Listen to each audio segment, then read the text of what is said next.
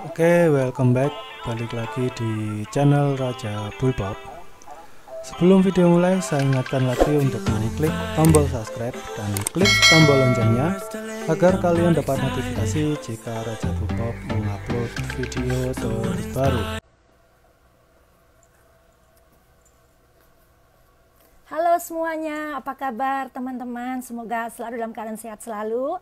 Jumpa lagi bersama saya Gali Johannes dari Washington DC. Selamat Lebaran, mohon maaf lahir batin. Yuk teman-teman, bila mana ada waktu, gabung yuk bersama saya di IG Live. Saya akan mau ajak ngobrol sama Dubes Indonesia untuk Korea Selatan, Pak Umar Hadi. Bila mana teman-teman punya waktu, saya mau ngobrol sama Pak Umar Hadi mengenai perkembangan pandemi COVID di Korea Selatan. Iya teman-teman, selamat pagi buat teman-teman yang sudah bergabung. Sebentar lagi saya mau join bersama Pak Umar Hadi, Dubes Indonesia buat Korea Selatan yang sekarang lagi di Seoul. Iya. Kita lagi ya, saya lagi join ya di Washington DC saat ini pagi ya, sudah jam 8:09. Suasananya, udaranya agak ini. Iya, Assalamualaikum Pak Umar Hadi, apa kabar bersama keluarga?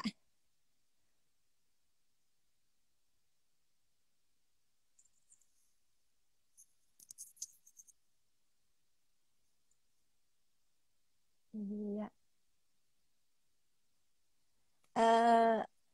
Bang. Ya, sebentar ya kita menunggu. Signalnya nggak di tempat saya nggak kedengaran nih.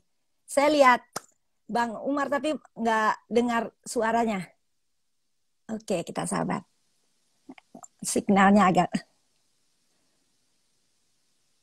Iya. Oke. Ya, selamat malam waktu Seoul ya. Apa kabar? Assalamualaikum.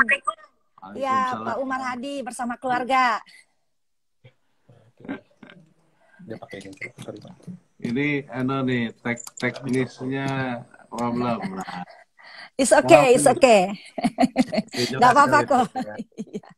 Iya, sekarang Gimana, bagus kok udah. Ya. Iya, Gali, kami sini sekeluarga, Mas Elmi, Lea, anak saya juga udah kembali dari Belgia, kebetulan sekolah di sana, kuliah. Kita semua dalam keadaan sehat, alhamdulillah, puji Tuhan. Ya, iya, iya. Bang Umar, saya mau nanya-nanya nih sebagai Dubes Indonesia buat Korea Selatan, Pak Umar Hadi ya. Kemarin kan kita sudah baru saja selesai menjelangkan Lebaran ya. Yang saya mau tanyakan, kita ngobrol-ngobrol aja. Mungkin masyarakat Indonesia yang ada di Korea, mungkin ada di Indonesia, di Amerika, di Eropa ingin mau dengar bagaimana sih situasi keadaan pandemi COVID, perkembangannya saat ini di Korea. Tapi sebelum kita lanjut ke sana, mungkin yang saya tanyakan, kemarin kan kita baru saja selesai Lebaran. Nah, bagaimana sih menjalankan ibadah puasa dan sesudah itu Lebaran? Apakah dilakukan juga di rumah seperti gitu? Ya, pertama tentunya kita bersyukur ya bahwa kalau di Korea Selatan situasinya saya kira termasuk yang paling baik di dunia. Wow. Karena sebagaimana kita ketahui, memang awalnya kan lebih awal di Korea Selatan terjadinya itu tidak lama setelah di China ya. Karena memang faktor jarak geografi yang cukup dekat dari China ke Korea Selatan. Juga jumlah turis China ke Korea Selatan itu banyak sekali, sampai berapa 8 juta setahun kalau nggak salah. Terus banyak perusahaan-perusahaan Korea Selatan punya pabrik di China, hubungan ekonomi mereka sangat erat begitu.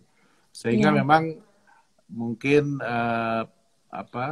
proses penularannya sangat cepat terjadi. Jadi kasus pertama di Korea Selatan itu pada tanggal 20 Januari sudah terdeteksi satu kasus positif yang kebetulan adalah seorang turis dari China. Ya. sebetulnya sejak tanggal 20 Januari sampai kira-kira 20 Februari, 1 bulan itu, Ya, sejak kasus pertama itu praktis sangat landai. Tambahnya paling sehari tambah 2, tambah 3 gitu. iya. Tapi kemudian tanggal 18 Februari diumumkan bahwa Hmm, ada satu klaster besar di kota Daegu, ya, yang iya. kemudian menjadi epicentrum. Nah, di situ sejak 20 Ah, Februari terus melonjak demikian cepat. mm-mm. Sampai pernah satu hari itu tanggal 29 Februari, saya ingat satu hari itu bertambahnya 909 orang. Mm-mm. Jadi grafiknya tiba-tiba meledak begitu.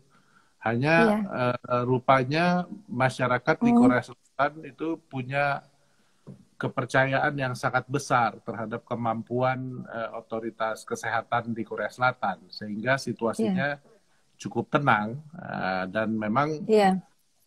otoritas kesehatan di Korea Selatan kan Mm. sangat transparan ya, setiap hari Mm. diumumkan 2 kali ya, jumlah kasus pertambahnya berapa, ada di Iya. mana, Mm. lalu kita sudah dapat istilahnya tuh emergency alert ya melalui SMS Mm-mm. kita kalau ada Iya. kejadian-kejadian dekat kita dan sebagainya. Jadi sangat transparan. Ah, Lalu proses 3T itu testing, tracing, and treatment itu juga oke. masif dilakukan. Setiap hari mereka bisa lakukan testing itu sampai 20.000 sampai 26.000. Mm. Jadi sehingga akhirnya dalam tempo kurang lebih 6 minggu, ya, jadi Iya. mulai tanggal 20 Februari plus 6 minggu, jadi pada eh, eh, aw- eh,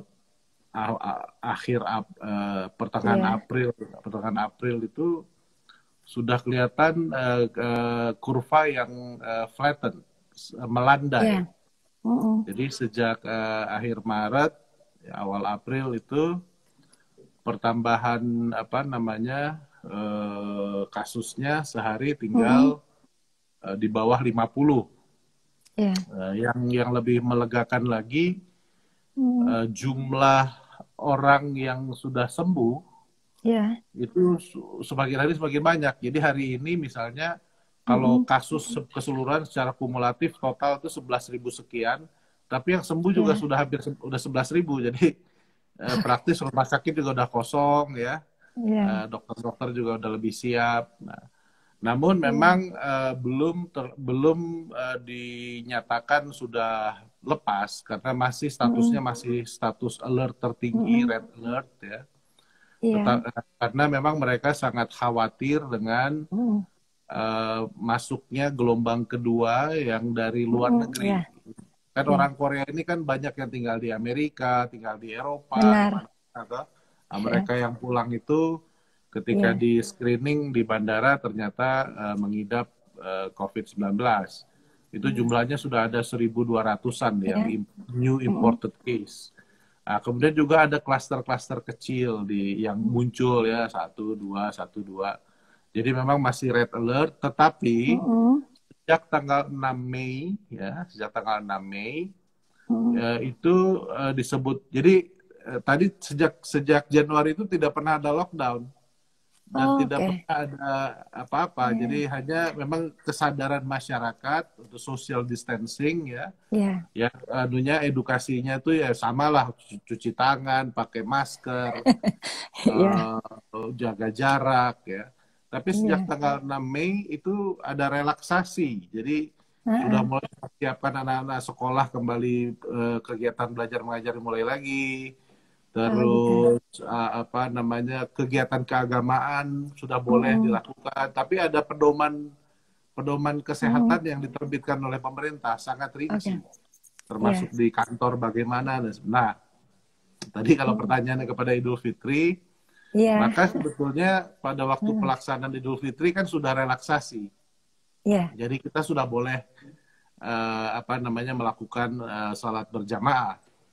Bahkan Ah, di Korea Selatan ini ada 59 masjid dan musola Indonesia, mm-mm. artinya yang didirikan Mm. oleh anak-anak Indonesia. Di sini kan Oh, sebagian oke. besar itu pekerja migran ya, ada sekitar Iya. 34.000.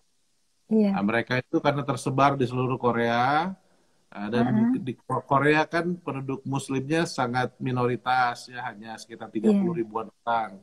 Makanya anak-anak Iya. ini inisiatif, swadaya, urunan, beli ruko dijadikan musola gitu.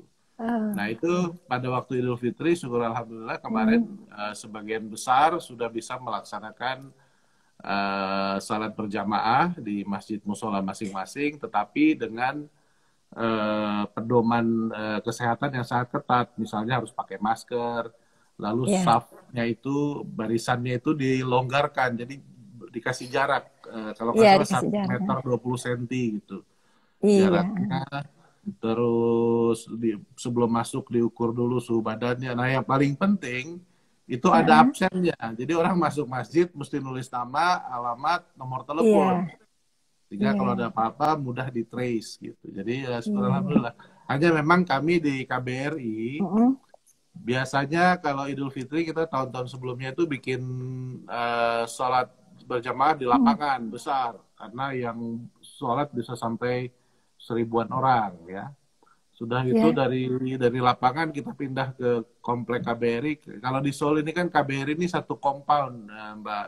Iya. Ada kantor, ada Wisma Duta, Iya. ada apartemen Heeh. buat staff. Jadi kita biasanya habis dari lapangan rame-rame ke KBRI, terus kita gelar tenda, Iya. gitu, siapin makanan sampai Ah. 3.000 orang bisa makan rame-rame. Ya tapi tahun Iya. ini kita nggak bisa karena memang keramaian seperti itu belum boleh. Iya. Ya resikonya terlalu besar. Heeh. Jadi kita putuskan kemarin salatnya juga kita bikin hanya keluarga kita aja di sini di Heeh. dalam Heeh. komplek. Heeh. Terus lalu siangnya kita bikin halal bihalalnya online pakai Zoom. Iya. Nah, saya sempat, yang penting kan saya bilang meskipun kita secara fisik Iya. sekarang Iya. terpaksa, tetapi Iya. hati kita sama-sama dekat lah begitu. Jadi ya, Iya. itu cukup meriah. Ya. Iya, bagus banget ya Bang Umar, keadaan situasi di Lebaran di Seoul ya. Iya, kita juga di sini di Amerika seperti gitu juga. Oh, mengadakan Lebaran juga kita bisa silaturahmi melalui online. Tapi ya lebih enak sih kalau langsung jumpa ya, bisa langsung makan ketupatnya juga. Tapi Ada ya yang memang lucu, itu jadi waktu kita lagi Zoom gitu ya, ya, kan saya bilang ya mohon maaf lah kita tahun ini ya kita ya. silaturahminya online. Lalu Mm-mm. ada seorang mahasiswa tunjuk tangan, dia nyeletuk, Pak, tapi opor ayamnya offline ya katanya. Iya, benar juga ya. Jadi ya, tapi gimana ya, memang pandemi COVID ini terjadi bukan hanya di satu negara, di seluruh dunia namanya pandemik ya. Jadi kita harus sabar menghadapi ini ya. Kita bermohon juga segera bisa berakhir ya. Oke, luar biasa bagus. Jadi di Korea sukses ya untuk menghadapi pandemi COVID. Yang saya mau tanyakan, bagaimana sih? Aduh, ini ada banyak-banyak pertanyaan yang diajukan. Ya, untuk menangani mengendalikan, maksudnya untuk COVID-19 ini, bagaimana selama ini? Apakah sukses juga mereka melakukan stay at home gitu di rumah? Tidak ada keharusan untuk stay at home. Jadi strategi. Jadi gini ya, di Korea ini, di Korea Selatan ini kan preparedness dalam menghadapi bencana itu sangat baik karena mereka sudah biasa ada di sini disebutnya tuh fine dust. Jadi kalau hari-hari tertentu di beberapa kota di Korea Selatan ini polusinya sangat tinggi, katanya kiriman dari utara macam-macam lah. Jadi orang pakai masker misalnya sudah biasa. Jadi dari waktu ke waktu kita tuh ada emergency alert di handphone kita. Hari ini jam segini akan ada fine dust, jadi disarankan pakai masker. Lalu kalau bepergian usahakan naik kendaraan umum, jangan bawa kendaraan pribadi.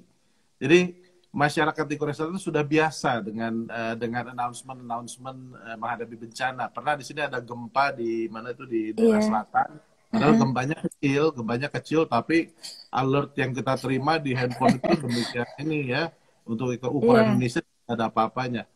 Terus Iya. misalnya mereka juga rajin bikin latihan menghadapi kebakaran. Jadi kalau Iya. mau ada latihan kebakaran di jalan tol atau di terowongan itu, kita sudah Iya. dikasih tahu jam sekian akan ada latihan, jadi mobil harus berhenti. Ah, Jadi kesiapan menghadapi bencana di mm, Korea Selatan saya kira sangat tinggi, ya. mm, Begitu juga dalam hal pandemi penyakit menular. Sebab mereka iya. juga sudah belajar dari pandemi MERS, dari Iya. pandemi SARS yang Iya. sebelum-sebelumnya. Jadi Heeh. ada tingkat kesiapsiagaan Mm, yang begitu tinggi. mm, Dan masyarakatnya sudah terbiasa dengan mm. sistem alert, dengan Iya, betul. menggunakan masker. Jadi misalnya di Korea ini tidak pernah ada perdebatan perlu pakai masker apa enggak, karena ya sejak awal pakai masker gitu. Jadi Iya. tidak ada perdebatan. Di beberapa negara kan ada perdebatan harus bagaimana. Jadi mereka Iya. cepat sekali dan juga Mm, memang harus kita akui iya. apa namanya kesiapsiagaan dari aparat eh, kesehatan di sini sampai ke tingkat kecamatan, sampai ke tingkat kelurahan, desa itu sangat sangat cepat. Iya. Jadi bagus ya kalau penanganan pandemi COVID di Korea karena mereka sudah terbiasa bukan hanya mendapat masalah pandemi COVID ini aja, mereka sudah sering dilatih bagaimana menghadapi bila mana ada gempa seperti gitu. Saya juga pernah nonton ada video yang bagaimana mereka evakuasi waktu ada terjadi di dalam terowongan ya seperti gitu dan mereka memang disiplin sekali ya kalau warga orang-orang yang berasal dari Korea ya. Jadi kita juga kemarin saya juga sempat pergi ke Korea, ke Seoul saya pergi sama anak saya sempat mampir ke apa di DNV juga. Kita pernah ke DNV juga mampir ikut turis di situ, Ya. wisata di situ ya anak saya juga bilang wah Bu saya jadi kerasan nih tinggal di Korea karena dia melihat mereka orang-orangnya sukses sekali ya dengan Ya. disiplin ikut taat akan aturan. Ya, terus yang saya mau nanyakan sekarang Bang Umar kan bisnis usaha eh, mall misalnya restoran segala macam sudah dibuka. Itu gimana mereka menjalankan physical distancing-nya? Tidak pernah ditutup karena tidak pernah ada lockdown, tidak pernah ada Oh iya PSBB kan. benar ya tadi. Semua kegiatan berjalan. Bahkan seperti misalnya kota Daegu ya, yang epicentrumnya Iya, sempat Februari lagi parah-parahnya, itu angkutan iya. umum, bus kota segala tetap jalan, toko-toko tetap buka. Nah, Oh cuman gitu. Heeh. kesadaran masing-masing individu, misalnya kalau dia masuk toko ya dia pakai apa, kalau dia nggak pakai masker sama yang punya tokonya nggak boleh masuk gitu. Jadi Hmm. lalu kalau restoran tempat makan itu kapasitasnya jadi dibatasi hanya bisa separuhnya gitu dan duduknya juga sedemikian rupa jadi nggak. Tapi kalau sekarang sudah perlahan-lahan sudah kembali seperti biasa, nggak ada apa namanya. Saya juga dari hari habis selesai Idul Fitri itu ya sudah makan Heeh. siang sama pengusaha sini, sudah Hmm. sarapan tiap hari, malah saya ada breakfast meeting gitu ya. Jadi ya biasa aja gitu. Cuma ya kita datang pakai masker. Terus kalau diajak salaman ya kita kadang-kadang jaga-jaga lah kalau salaman gitu ya. Terus ya lebih sering cuci tangan dan sebagainya dan sebagainya. Jadi tidak seperti misalnya di Amerika Serikat kan harus Iya, tutup, ya kan? benar. Iya. Kalau di sini enggak. Hanya, nah itu kan tadi Mbak Gali sempat nyebut soal satu klub yang di Iya, Taiwan gitu ya. benar. Ya itulah karena memang nggak pernah ditutup. Ya begitu. Waktu itu tuh saya ingat itu memang long weekend itu, mulai Kamis, Iya, Jumat, iya. Sabtu, Minggu libur.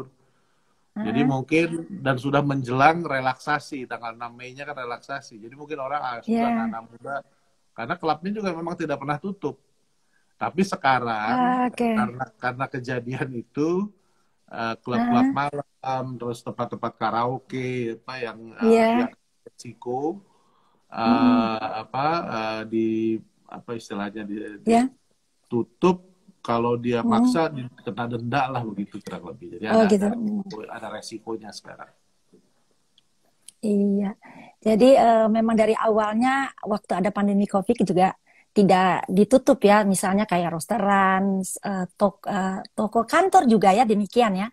Jadi Ya, semua berjalan lancar. Cuma ya itu mereka karena disiplin menjaga physical distancing, jadi wabah COVID-19 ini jadi bisa menghambat ya, jadi menurun. Terus sekarang peningkatannya dengan ada yang terjadi peningkatan kayaknya COVID kedua ya terjadi kayak seperti itu lah mungkin istilah kayak gitu waktu di nightclub itu banyak yang datang gitu tapi sudah teratasi lagi sekarang ya udah stabil lagi ya kayak yang di nightclub itu katanya ya. sudah dites sampai 80 ribuan orang, yang ternyata Heeh, sampai hari ini sekitar 250-an orang. ya. Lalu yang ada lagi yang baru itu kayak apa gudang atau tempat pengiriman barang ya. Jadi ada satu Mm-mm, Amazonnya Korea tuh namanya Kupang. Itu mm-mm, Amazonnya Korea tuh. Nah, itu ya. ada distribution centernya juga ternyata jadi tempat apa outbreak. Di situ yang kerja katanya ada 1.600 orang apa gitu. Jadi sangat Mm-mm, dikhawatirkan. Terus waktu bulan Maret saya ingat ada satu tempat itu mm-mm, call center dari satu perusahaan asuransi itu di Seoul juga. Itu juga sampai ya. sekian ribu orang. Terus pernah ada lagi outbreak itu Mm-mm, satu fitness center, apa gym. mm-mm. Jadi ada guru Zumba rupanya positif, dia Ah, ngajar Zumba kali di situ jadi iya iya. banyak. Jadi memang klaster-klaster kecil seperti itu ada aja gitu. Dan ini yang mereka takutkan. Tetapi yang lebih ditakutkan lagi sebetulnya yang Heeh. datang dari luar negeri. Oh, Jadi oke. terutama dari Amerika Serikat sama dari beberapa negara dari Eropa. Karena Iya itu aturan karantinanya ketat sekali. Jadi Korea iya. Selatan ini tidak melarang orang datang. Kalau kayak Amerika Mm-mm, kan tutup, Indonesia nutup, orang asing nggak iya boleh datang. iya. Korea tidak pernah bikin blanket apa namanya nggak boleh datang itu enggak. Hanya orang Oh, datang, oke. proses karantinanya di airport sangat ketat. Jadi Iya harus apa dites dulu di airport, terus kalau negatif pun boleh pulang, tapi karantina mandiri 14 hari. iya Disuruh disuruh download satu apa namanya app gitu, yang setiap iya. hari dengan app itu dia harus harus lapor. Jadi ketat sekali pengawasan untuk orang yang baru datang gitu.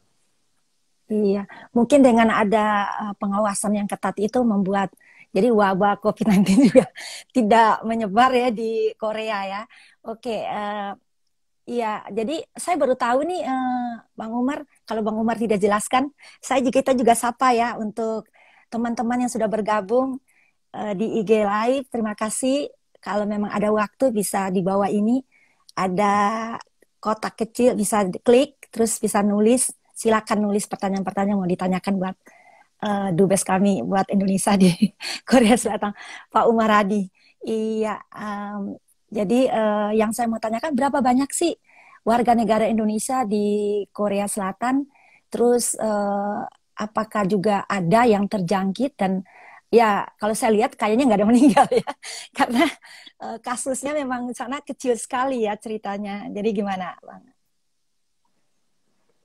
Syukur alhamdulillah sampai hari ini Heeh, dari sekitar 37.000 warga negara Indonesia yang berdomisili di Korea Selatan, ya bekerja, belajar, iya, iya, atau menikah dengan warga Korea, heeh. itu tidak ada satupun yang sampai hari ini terjangkit COVID-19. Oh, Ya. oke. Hmm, Uh, Kenapa saya juga ya mungkin karena Tuhan yang jaga, tapi juga iya, kekompakan iya. apa ya kebersamaan warga Indonesia di Korea Selatan itu benar-benar terasa. Jadi Hmm, misalnya ya hmm, tadi saya sebut ada 59 masjid musola, masjid dan iya. musola. Itu pengurus-pengurusnya tuh kompak sekali. Kita ada WA Hmm, group gitu, jadi kita saling hmm, tukar informasi dan teman-teman yang lain juga hmm, dari itu. Terus mahasiswa-mahasiswa. Jadi yang dari 37.000, 34.000 hmm, tuh pekerja migran. Ya, iya, sebagian besar sekitar 26.000 tuh kerjanya di pabrik-pabrik. Oke. oke. Nah, yang punya pabrik itu yang disebut jadi sajang-sajangnya di pabrik-pabrik itu bukan bertanggung jawab, tapi kan dia juga sebab di sini ada ketentuan kalau di dalam satu pabrik itu ada karyawannya satu kena, itu Iya. pabrik harus tutup 14 hari. Kan rugi dia kalau tutup 14 Iya, hari ya kan. benar. Nah, jadi dia sangat jaga, bahkan kadang-kadang Iya. overprotective Iya.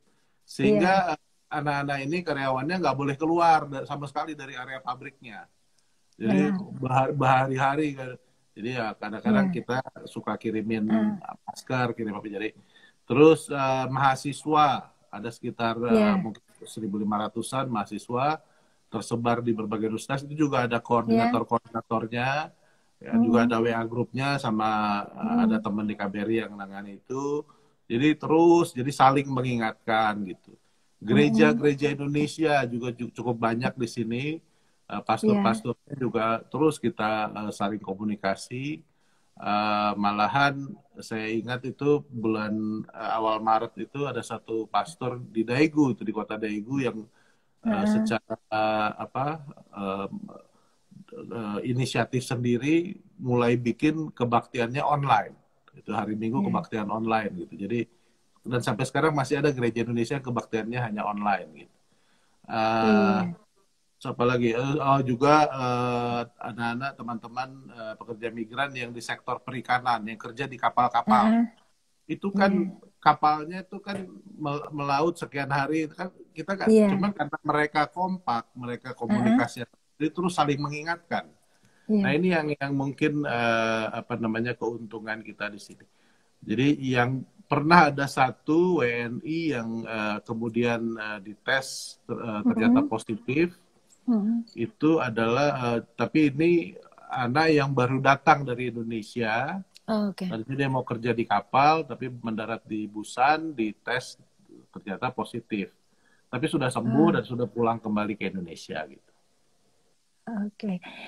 Bagaimana hubungan bilateral antara kedua negara, Indonesia sama Korea Selatan, untuk dengan ada COVID-19 ini pasti terhambat ya dengan ekspornya. Apa aja sih ekspor dari Indonesia ke Korea gitu, seperti itu? Mungkin Pak Dubes bisa jelaskan gitu. Korea Selatan untuk Indonesia itu mitra dagang terbesar nomor 5 atau nomor 6. Untuk Korea, Indonesia itu mitra dagang terbesar nomor 11 kurang lebih. Oke. Jadi ada. Memang tahun 2018 itu terjadi peningkatan sangat signifikan, sampai 20 miliar dolar perdagangan total Indonesia Korea Selatan. Surplusnya di Indonesia sekitar 2 miliar dolar. Kalau dibandingkan ya Indonesia dengan Amerika Serikat itu setahunnya kalau saya tidak salah ingat itu sekitar 26 miliar dolar. Jadi meskipun Korea hanya 50 juta penduduknya, luas wilayahnya, tapi angkanya hampir dekat lah. Iya. Lalu tapi tahun 2019 ada penurunan sedikit karena memang Koreanya lagi resesi. Oh gitu. Nah, tadinya di bulan Januari itu sudah kita lihat ada tanda-tanda perbaikan. Jadi kita pernah memprediksikan di tahun 2020 perdagangan kita dengan Korea akan meningkat lagi. Dan kita juga sudah menyepakati apa yang disebut Indonesia-Korea Comprehensive Economic Partnership Agreement, IKCPA. Gitu. Yang menghilangkan banyak sekali tarif dari produk-produk. Jadi kita sangat optimis waktu Januari ya, sebelum pandemi. Tapi begitu pandemi ya sudah. Meskipun masih kelihatan angkanya tidak terlalu parah, tapi kita sudah antisipasi akan terjadi penurunan cukup signifikan, mungkin 10%-an lah gitu. Lalu investasi ya, kalau investasi Korea Selatan itu sumber investasi terbesar sekarang nomor 4 atau nomor 5 untuk Indonesia. Nah, jadi cukup banyak proyek-proyek strategis yang sedang kita kerjakan dengan Korea Selatan, seperti misalnya Lotte petrochemicals Iya. yang akan menjadi satu plant atau pabrik penghasil petrokimia yang nanti cukup besar, mungkin sama dengan Chandra Asri nantinya. Jadi terus ada juga Hyundai Motor Company, jadi akan sedang membangun pabrik mobil yang nantinya akan diarahkan ke arah mobil listrik, baterai ya. Jadi cukup banyak berbagai proyek pembangkit listrik dan sebagainya dan sebagainya. Nah, kalau ditanya apa yang kita perdagangkan ya, ekspor dari Indonesia itu sayangnya 40% masih bahan mentah. Jadi bentuk batu bara, minerals ya. Makanya saya kemarin hari Selasa saya ada working sarapan working breakfast dengan 25 perusahaan ternama Korea Selatan. Saya katakan justru tantangannya adalah diversifikasi produk. Jadi you harus beli lebih banyak produk dari Indonesia. Kita sedang sedang menyusun satu strategi bagaimana di pasca COVID ini apa yang peluang yang bisa kita ambil. Contohnya misalnya produk-produk kayu. Jadi seperti panel-panel kayu, pulp, paper, ya, kertas, ya sampai ke furniture gitu. Sebab di Indonesia kan tidak semua daerah kena pandemi ya. Penghasil kayu seperti di Kalimantan saya kira. Jadi ini yang lagi kita kita lihat. Juga misalnya produk-produk makanan. Sekarang kan karena COVID orang cenderung cari makanan sehat misalnya. Ada satu komoditi dari Indonesia yang di Korea cukup digemari itu ada rumput laut misalnya. Jadi kita lagi lihat. Cuman sekarang tuh rumput lautnya dari kita mentah, masuk dari Korea diolah jadi rumput laut. Disebutnya rumput Korea nori. Kalau di Jepang itu nori kan. Itu yang kering gitu, tapi terus ternyata dijual lagi ke Indonesia, laku di Indonesia. Jadi jangan gitu. Bahan mentahnya dari Indonesia langsung diproduk di Korea, langsung dikirim lagi ke Korea Indonesia ya. Iya, terus lanjut lagi ya. Terus misalnya juga yang mulai kelihatan tuh kosmetik, itu juga hampir mirip lah, karena banyak sekali bahan-bahan alami dari kita. Kan ini Koreanya lagi booming produk-produk kosmetik ya.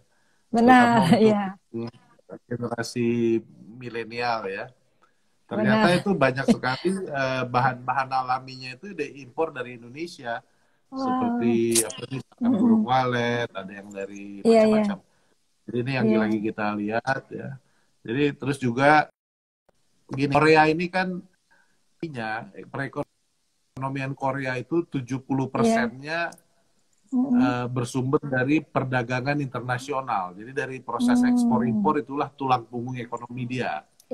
Kalau negara seperti Indonesia, Amerika Serikat, peranan perdagangan internasional untuk ekonominya itu hanya sekitar 10%. Jadi rendah. Kalau di Korea ini 70%. Jadi dia sangat tergantung ya kesejahteraan rakyat Korea itu sangat tergantung pada supply dan demand yang ada di negara-negara lain, ya kan? Nah sekarang dengan kondisi global pandemic, semua negara menutup pintunya, berarti kan ada drop dari sisi permintaan maupun dari sisi supply. Jadi supply chain-nya sempat putus. Jadi misalnya pabrik-pabrik mobil itu di Korea kayak Hyundai harus tutup karena nggak ada supply-nya. Nggak ada barang-barang yang biasanya datang. Juga permintaan pasar dunia terhadap produk-produk Korea juga menurun sangat drastis. Jadi mereka sangat sekarang kesulitan dan sangat butuh.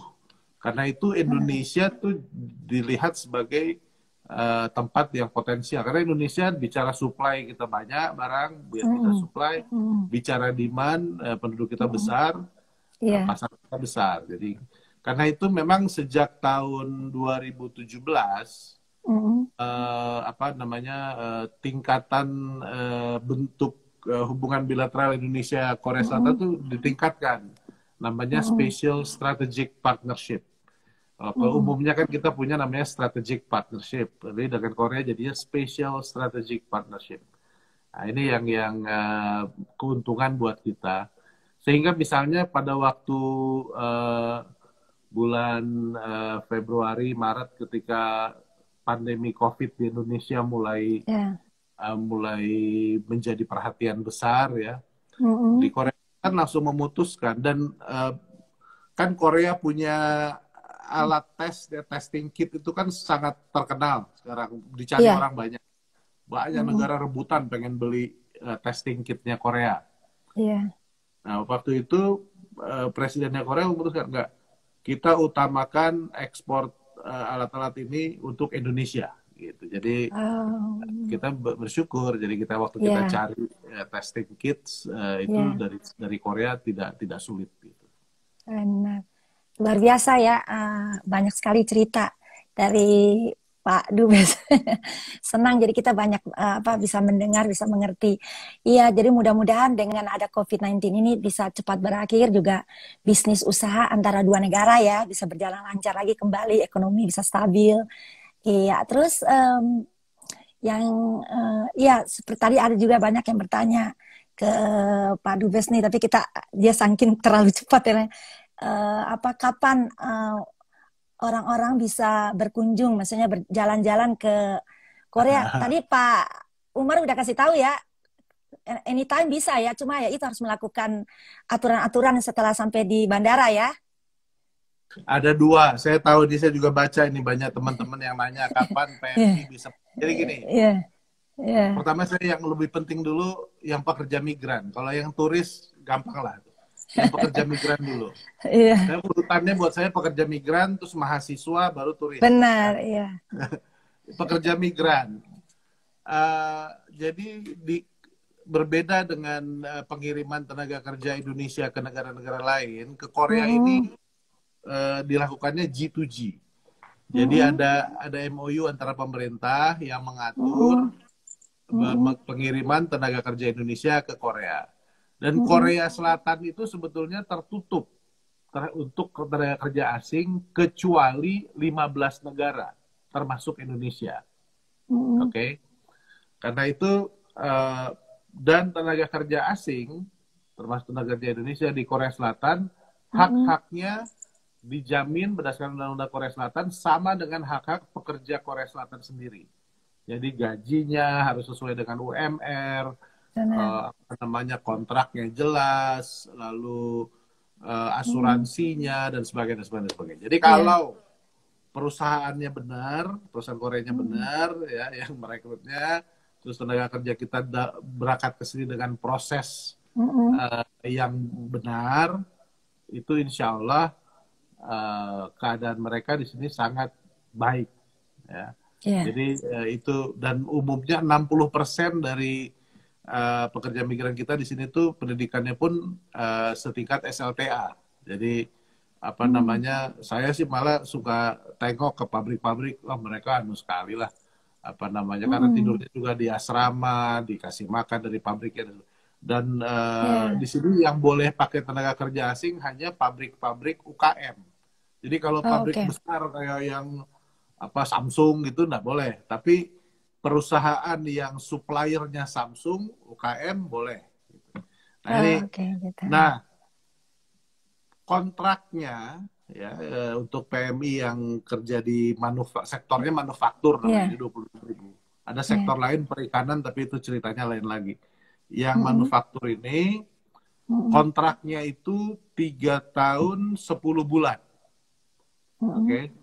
Jadi dia melalui sekarang namanya BP2MI ya, BP2MI. Dulu namanya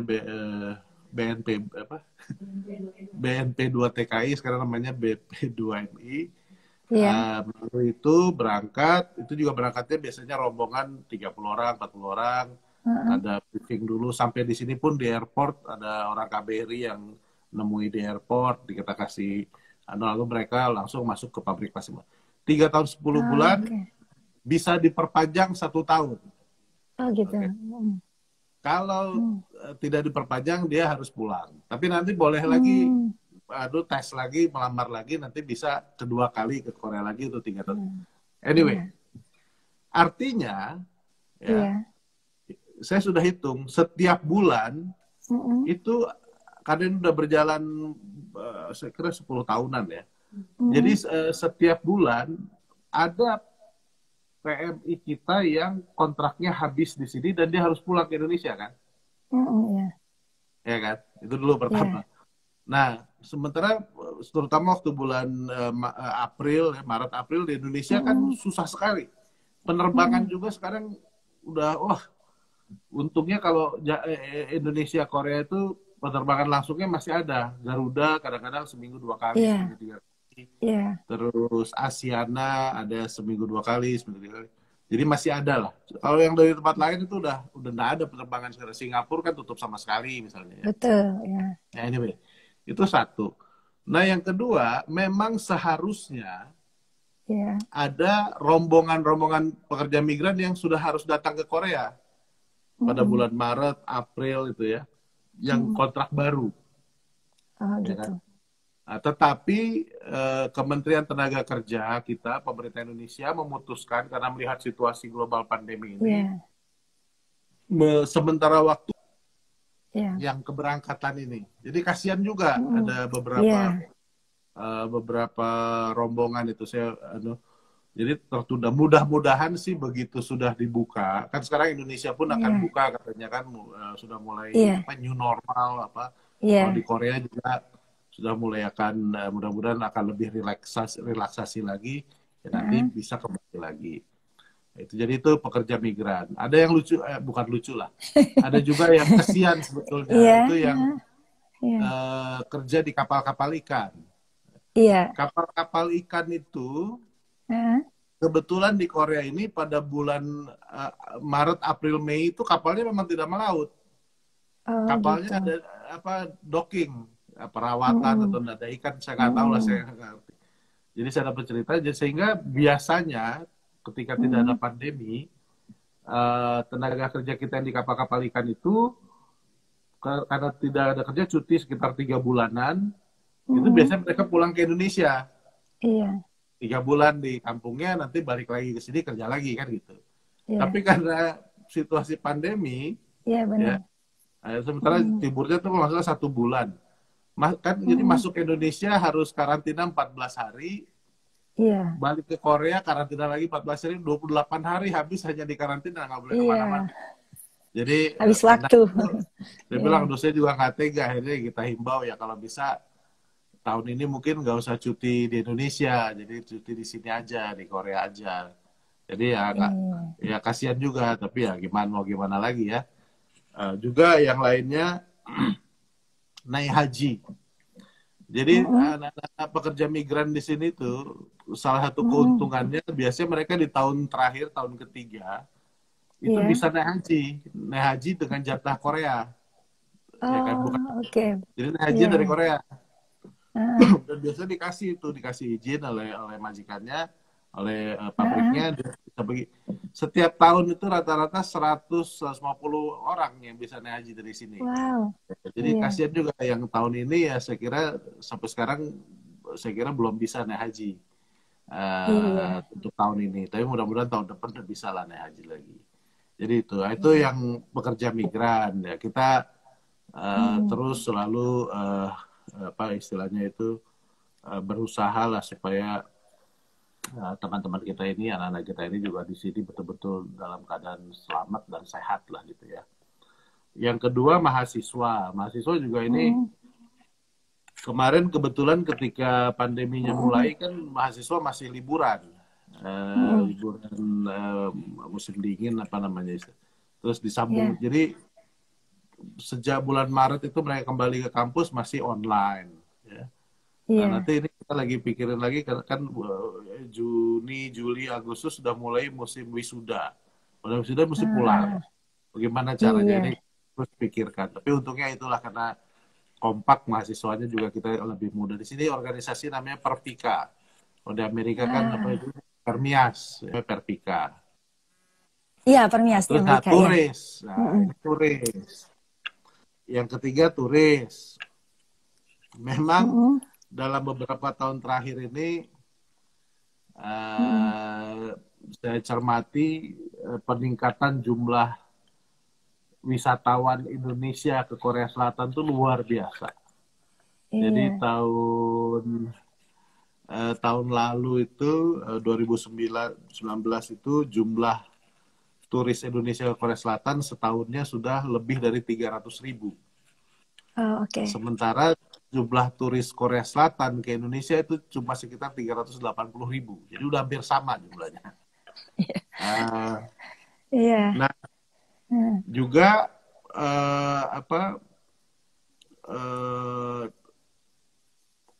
pada masa sejak pandemi, jadi dari Korea Selatan tidak melarang orang untuk datang, ya. Tetapi dia kasih aturan karantina yang sangat ketat. Jadi saya kalau ditanya, saya bilang ya bayangkan aja kalau Bapak atau Ibu datang ke Korea, sampai di bandara, dites kanan kiri, diwawancara, terus mesti tunggu hasil tesnya. Kalau itu boleh masuk hotel, tapi karantina dulu 14 hari, nggak boleh kemana-mana. Habis Terus waktu ya. Di hotel-hotel sini juga katanya sarapannya nggak boleh nggak boleh di kafetarianya, yang rame-rame. Sarapannya mesti di kamar. Terus pergi, kalau udah selesai 14 hari, mau pergi jalan-jalan, yang rame-rame pasar-pasar di Myeongdong masih sepi. Belum, buka. Yang biasa malam itu ya, yang rame, yang suka segala macam makanan-makanan Korea yang kita makan ya.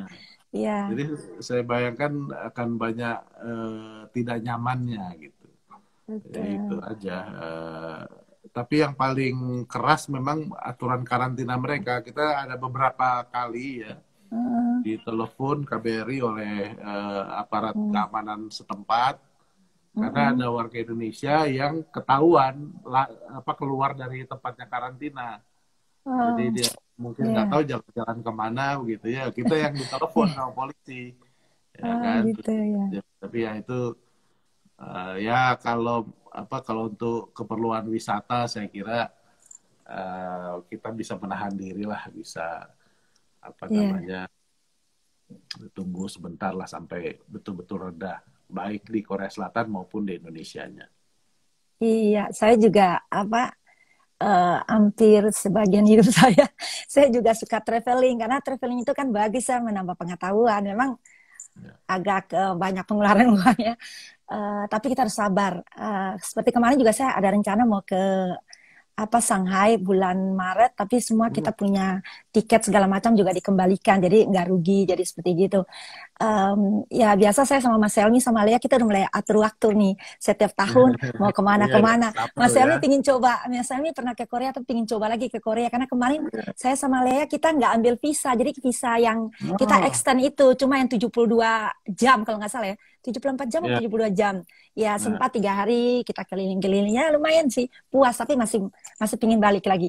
Kebetulan saya juga dulu ex-flight attendant, dulu saya pramugari di Garuda. Gitu ya. Jadi sering-sering juga pergi ke Korea Selatan. Iya, Oke, bagus sekali ya, menarik sekali ceritanya. Ya dengan ada pandemi COVID ini memang membuat segala macam urusan kita semua di seluruh dunia ya terhambat ya. Banyak juga orang yang kehilangan pekerjaan, terus juga mendapat gajinya juga tidak bisa dibayar dengan baik, jadi hal-hal kayak gitu ya kita ikut prihatin. Tapi ya gimana ya, Bang Komar, memang kita harus menghadapi, memang ini musibah ya, kita wabah, jadi ya kita asal dengan sabar, ya itu tadi mengikuti aturan-aturan supaya wabah ini bisa ditekan, bisa mencegah supaya jangan sampai melebar, bisa meluas, mengakibatkan juga akhirnya dari diri kita sendiri kepada orang lain, kita harus saling menjaga. Nah, untuk Bang Komar, melihat apa sih mengenai sebesar bahaya apa masalah pandemi COVID ini sebelum kita berakhir pembicaraan kita closing? Sebetulnya kan begini, kalau pandangan saya, dan saya selalu share sama warga kita di sini ya. Namanya pandemi ini bukan pertama kali. Kita sudah pernah menghadapi SARS, menghadapi MERS. Kalau mau ditarik mundur lagi ke belakang, banyak sekali pandemi-pandemi. Dan ternyata kan virusnya itu tidak pernah kita bisa bikin punah, dan dia malah mutasi menjadi virus. Dan memang dari masa ke masa akhirnya kita manusia, umat manusia yang harus adaptasi kan, yang harus beradaptasi dengan, makanya sekarang disebut new normal macam-macam, tapi sebenarnya itu adaptasi. Dan keunggulan manusia ya, Homo sapiens, umat manusia ini, humanity ini kan keunggulannya karena diberi akal, karena itu kita yang beradaptasi dengan perubahan yang terjadi di lingkungan kita. Dan menurut saya senjata atau alat yang paling ampuh yang manusia punya itu ada 3, ya kan? Satu, ilmu pengetahuan, ya. Yang kedua itu inovasi, ya kan? Kemampuan untuk menciptakan sesuatu yang baru. Ilmu pengetahuan itu kemampuan untuk memahami keadaan, ya kan? Itu yang hewan atau virus nggak punya kan? Yang ketiga juga ini kekuatan manusia, namanya solidaritas. Rasa kebersamaan, empati dengan sesama manusia, itu kan kekuatan manusia. Jadi kalau ketiga itu kita gunakan, ya, ilmu pengetahuan, daya mencipta kita, daya inovasi kita, dan rasa kebersamaan, solidaritas kita betul-betul gunakan, nggak akan lama kok krisisnya ini, umat manusia pasti bangkit. Itu apa namanya, dari masa ke masa sudah terbukti seperti itu. Jadi memang ada pukulan besar, tapi yang sekarang dirasakan pukulan besar itu sebetulnya ekonomi makro. Betul. Jadi apa namanya, likuiditas, keuangan, ya kan. Tapi juga ada banyak jumlahnya rumah tangga atau individu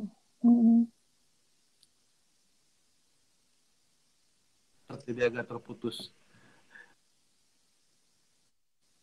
Ya, it's okay, nggak apa-apa. Silakan lanjutin lagi, Bang. Jadi ada ancaman terhadap ekonomi makro, ya. Tapi juga mikro, keluarga juga terhantam kan. Ya tadi ya, kehilangan pekerjaan, yang tidak bisa beli. Tapi itu cara mengatasinya kan bukan dengan kebijakan begini-begini, tapi kan dengan solidaritas antar tetangga, antar manusia. Jadi dan saya yakin kita bisa mengatasinya bersama-sama sebagai umat manusia.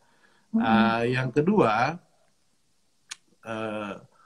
sebetulnya kalau kita mau lihat apa namanya,